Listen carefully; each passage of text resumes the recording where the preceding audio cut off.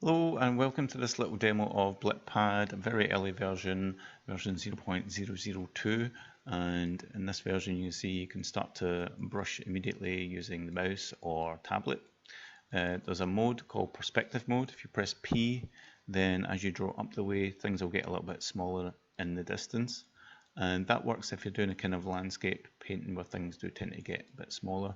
Later there'll be control of how much that actually makes things smaller, but you can switch that off for now and use the actual brush size to have control of that. You can also use the bracket keys to step down or step up. S and moving left or right without clicking will change the brush size. If you click Control on any color, it changes the low color or high color. Alt will change the high color. So you can see you can have two color variations, and as you draw you get these two tones. If you hold down A and go up and down, you can change the opacity so that you can get a little bit of see-through. I'm just going to colour in the whole scene with this green here. Now there's 5 different preset brushes, and if you press F1 you'll get the brush you're on. Pressing F1 will reset the colours, and the same for each. So F2 if I was to change the colours using Control and Alt to choose the low and high colour, you can see that if I press F2 again, it's going to reset these colours back to the original base colours for that particular brush. Now later you can predefine these, or we can switch it off. There'll be a whole lot of customization that you can have. I'm going to press F3 now. There's another brush, and I'm just going to click to see what that is. So this is actually like hay, kind of grassy hay. Currently if I just make this small, currently the brush will follow the mouse to some degree. You'll get a little bit of deviation in that, but most of the time it's going to follow the mouse direction. If you want to switch that off, press R.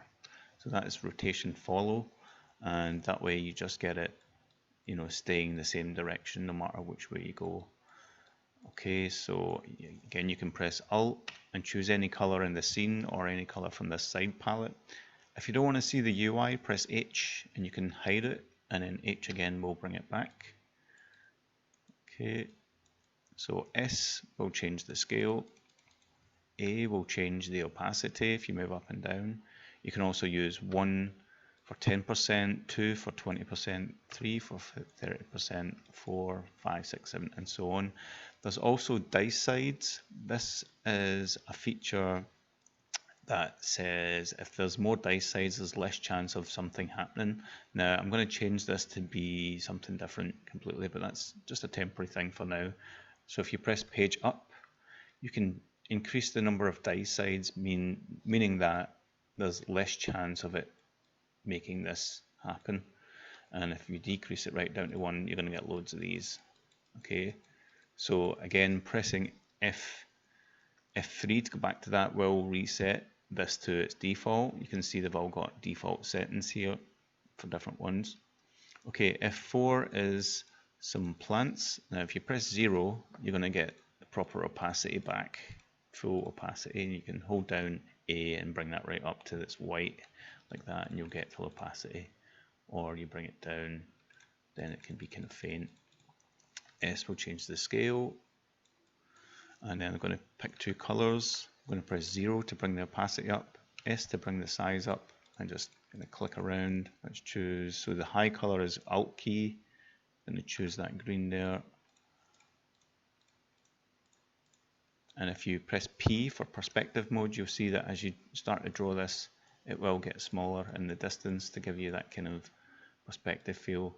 And later, I will give you more control of how flat that gets. But really, you would control that yourself. I'm going to press R to turn the rotation on. I'm going to choose a couple of fiery tones here. I'm just going to go around the whole border. You can see I've got perspective on, so I'm going to press P, turn that off. And I'm just making this crazy frame, kind of jungle.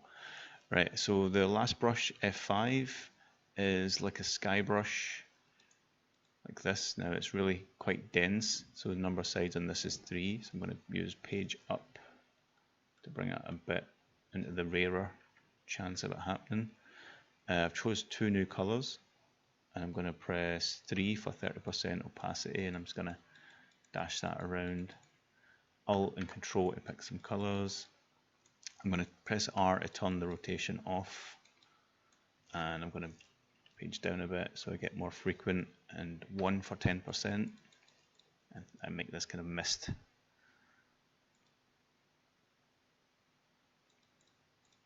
So with that same brush, I'm going to press 0S to make it really small. Choose this brown and also this green, and I'm going to make some, oops, now there's no undo button, so it's a bit like real paint, but with this you can do a lot of things wrong. I'm doing these little dashes here.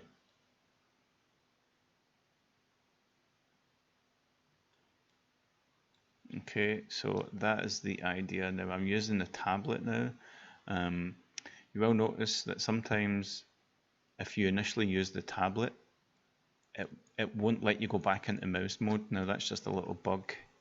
So if you've got a tablet, just use that.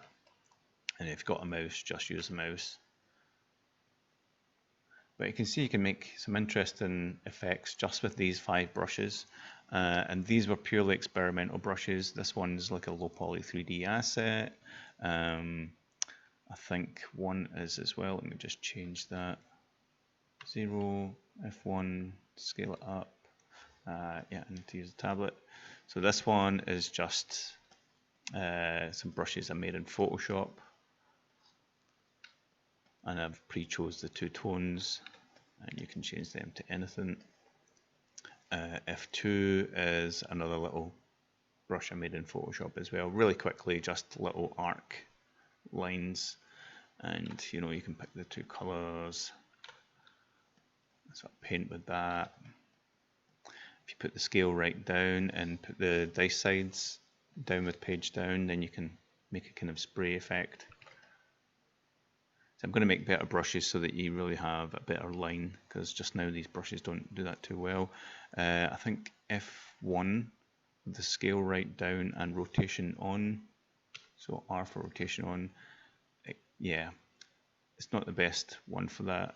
Let's put the sides right down. Yeah, you can kind of paint like this.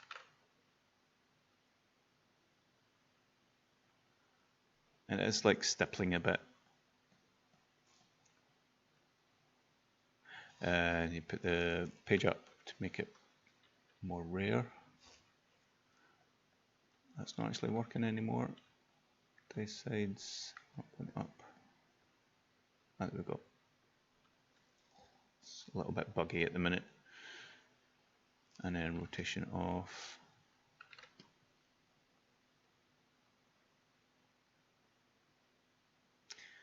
So if you've just got like maybe a copy of this, it'd be good to see what kind of artwork you produce. It is super early version.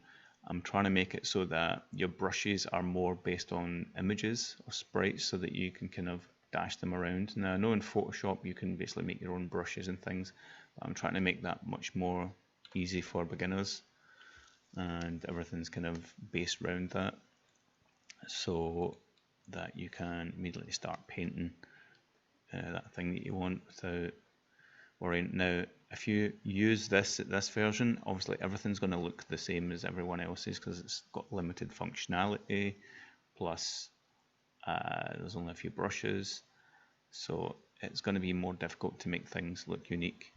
But get in touch and request any brushes. I will be working on this and making it look more interesting. And as you can see, you get kind of unique looking pictures. So I'm going to press H to hide that. If you press spacebar, it saves it to a weird place. Now that weird place is your local app data folder.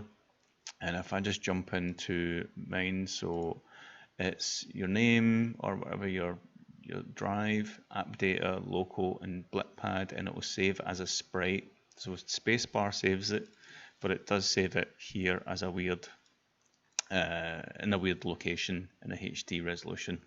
But you can take something like this, copy it, and put it into Photoshop, right? And then you can sort of carry on with it from there. And you know, I like to do all my kind of usual things, smudging and fixing things up from here. But what it does give you is it gives you these nice ability to use images as brushes, so you can easily make these up in 512 by 512 preferably, or smaller. And what I would do is I'd load these in to Game Maker, and there would be new brush options. So you can definitely design brushes and send them to me, and I'll incorporate them in if you want, or later I will give you the ability to bring in your own brushes. So A, B, in fact they should be white on black, preferably like grayscale. They can be color, and I will be making it so that they do inherit the color of the image. So if I do something like red, green, and blue here, right, and then another one above that, I would blue triangle. Let's do yellow triangle, and maybe a purple triangle.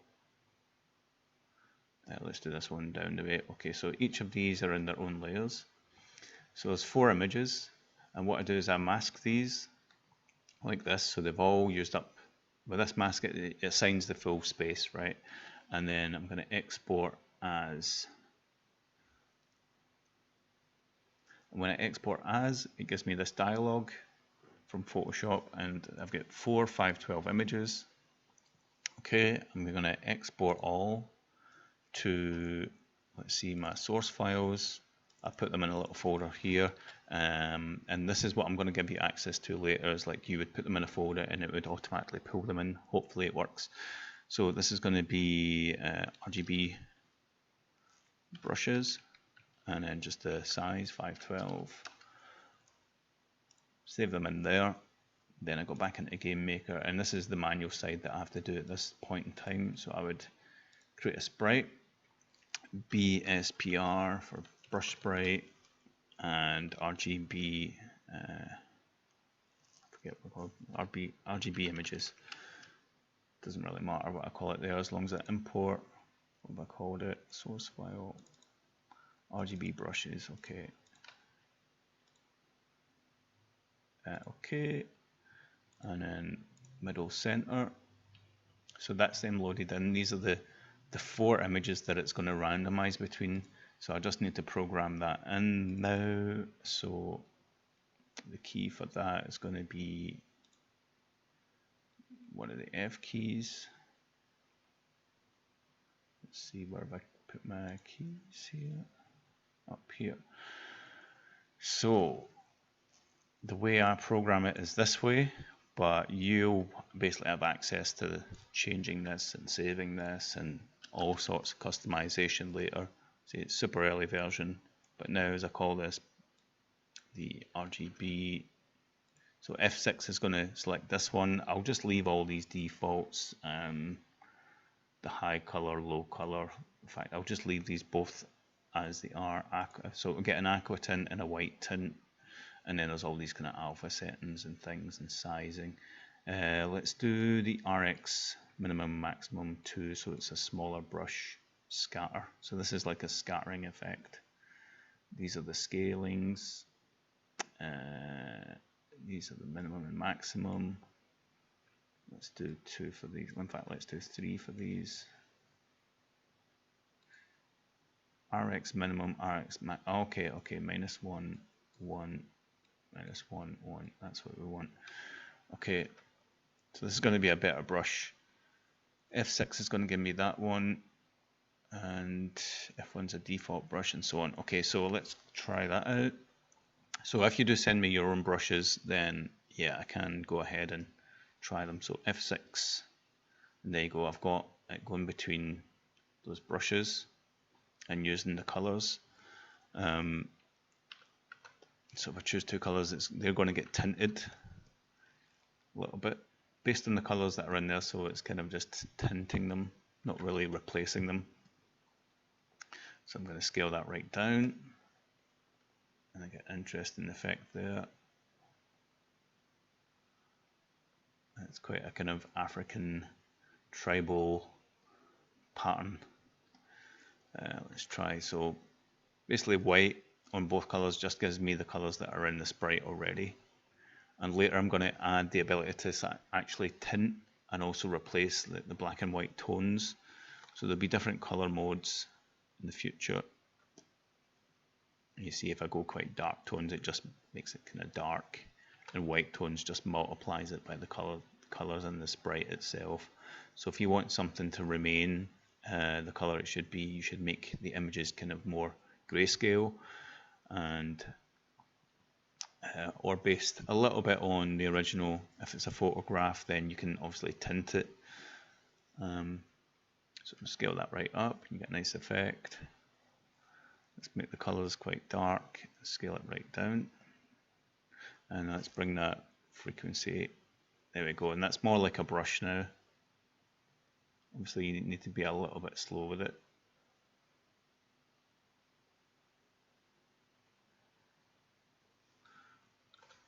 I can't really get green because there's red in there. Scale that up.